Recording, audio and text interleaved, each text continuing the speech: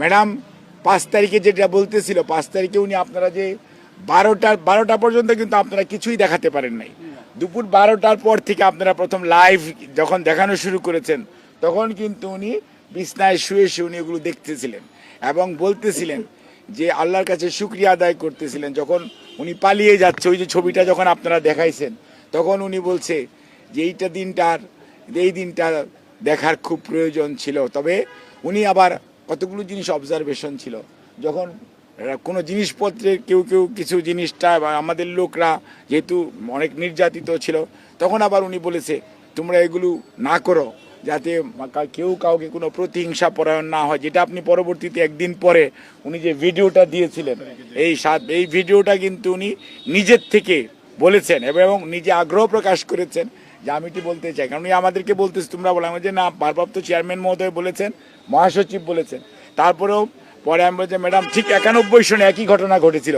91 সনেও কিন্তু ম্যাডামের পরে ভিডিওতে বলতে হয়েছিল, আপনাদের যদি খেয়াল থেকে থাকে, এরশাদের পতনের পরে ঠিক একইভাবে তখন ম্যাডাম এই ভিডিওটা তখন আমরা হসপিটালে এটা রেকর্ড করে এটা শোনানো হয়েছিল, এই কারণেই যাতে নেতা কর্মী দেশের মানুষ যাতে কোনো অবস্থাতে আইন নিজের হাতে তুলে না দেয় এবং কোনো ধরনের প্রতিহিংসা পরায়ণতার মধ্যে আমরা যাতে না পড়ে আগের যে ঐতিহ্য সেটা আমরা ধারণ করতে চাই না। আমরা প্রতিহিংসা চাই না, আমরা আইনানুগ বিচার হোক সেটা চাই। এবং উনি এই পরিবর্তিত পরিস্থিতিতে উনি সত্যিকার অর্থে উনি অ্যাটলিস্ট আল্লাহর কাছে শুকরিয়া আদায় করেন। এবং উনি এই যে মানুষগুলো, বিশেষ করে আপনারা খেয়াল করছেন গত পরশুদিন আমাদের মহাসচিব মহোদয় পঙ্গু হাসপাতালে গিয়েছিলেন, নিটোরে কেন গিয়েছিলেন? এটা ম্যাডাম নিজে আগ্রহ প্রকাশ করেছেন যে এই যে ছেলেদের হাত চলে গেছে, পা চলে গেছে, এই মানুষ চোখ চলে গেছে, চোখটা দেখার জন্য আমাকেও পাঠাইছিলেন। আর এটার জন্য উনি ব্যক্তিগতভাবে মনে করেন যেদের পুনর্বাসনের জন্য দল যতটুকু সামর্থ্য আছে, সরকার তো সরকারের মতো করবেই, কিন্তু দল তার সবটুকু সামর্থ্য দিয়ে যাতে এদের পাশে দাঁড়ায়, এটা কিন্তু উনি ফিল করেন।